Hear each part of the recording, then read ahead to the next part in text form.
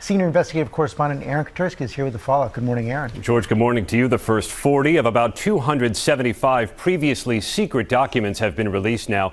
And while much of what's in them has been known before, they do contain some new details about an old groping accusation against Prince Andrew and an effort to depose former President Bill Clinton.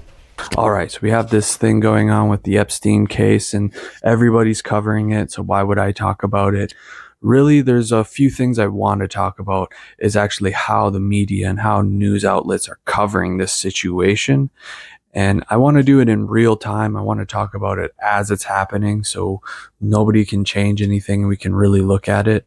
As of now, I've been actually going through this all day and it's been almost impossible just to find the actual documents or like an actual link to the documents that are naming who was on Jeffrey Epstein's island or who was on his plane, basically, which is really fishy. The only people I've actually seen who really just straight up showed it or put it as a link in like their YouTube video or something like that was News Nation, which I've actually covered them before because they've been actually doing journalism, actually doing news on things that, are called conspiracy theories like UFOs and whatnot, which is now basically we know for sure is an actual proven evidential thing that is happening. So hundreds of pages were already released. That happened on Wednesday under a December 18th court order. They included deposition transcripts naming several prominent figures, including Prince Andrew and former presidents Donald Trump and Bill Clinton.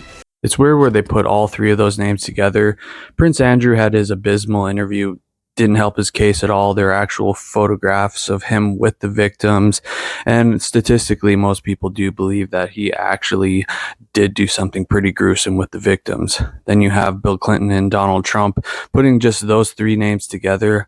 We don't know if Donald Trump and Bill Clinton did anything necessarily gruesome. They might have been on the planes with Jeffrey Epstein, but other than that, we don't really know. So it's a weird psychological trick where they associate all three of those names together. So subconsciously, you're going to kind of put them on the same wavelength of how you feel about the situation. CNN senior crime and justice correspondent Shimon Prokupecz is joining us now. A lot of people were waiting for these names to come out to see who was in his orbit. It doesn't necessarily mean that they did anything illegal, but it does tie them to Jeffrey Epstein, who is a fallen figure by all measures. Right, that's correct. And it is important to note that none of these people that have been named have been accused of any kind of criminal activity or wrongdoing. These are not names that are necessarily new. We knew that we were expecting these names, of course, Sarah. Now that right there is actually a telltale sign of deception from the media, from news outlets in general. It's really interesting, even though we've known about these names for a long time, the way that they have to say literally twice in a row within like a same paragraph that, well, obviously we don't know if these people are actually criminals for sure. They're on the list, but we can't actually say that they're criminals by any means. I get it. For one, you have to say it because you don't want to have a defamation case on your back, but to say it over and over just because now we're having some of these names come out and some of these people are actually connected to news outlets such as CNN, it's like, yeah, I don't know about that. A little strange. If you actually look at the description in the video, there is no list or no link to the list of the names or the actual court documents. I will put an actual link in my video where you can look up or see the actual documents. Even though a lot of it is heavily redacted, there is still a good amount of names on there. And that's another interesting thing. We've known about this list for a long time. We now have a lot of other names too, a lot of higher up people, a lot of celebrities, and not just the few names that they actually name. It's interesting too that the first name that they really do bring up is Donald Trump. I'm not a Trump supporter by any means, but it's so obvious the actual smearing that's going on to try to get Trump to be the villainized over and over again. So yeah, it's just very strange. Long-awaited documents finally released. The first batch of sealed court filings pertaining to the late sex offender Jeffrey Epstein. Another strange thing that's happening with these documents, the documents that are coming out, they're just talking about names of people that we've already known or were rumored to be on the list of people going in and out of Jeffrey Epstein's island.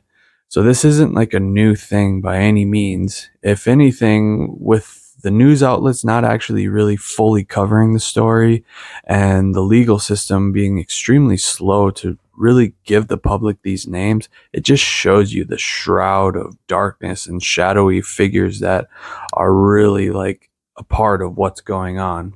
And it shouldn't make you feel super comfortable knowing that something like this can actually happen. This is on like the societal echelon of like way up there for people and bureaucrats and basic, aristocratic type people, millionaires, billionaires.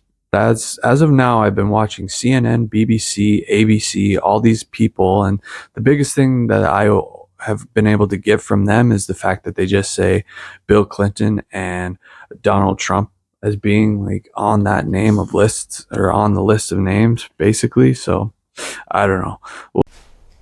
This morning, newly unsealed court records reinforced the association of presidents, even the king of pop, with Jeffrey Epstein, the sex offender who killed himself in a New York City jail while awaiting trial. The documents were part of a long-settled defamation lawsuit one of Epstein's victims, Virginia Giuffre, filed against his former paramour, Ghislaine Maxwell. The documents include arguments by Giuffre's lawyers, who sought testimony from former President Bill Clinton, calling him a key person who can provide information about his close relationship with Maxwell and Mr. Epstein.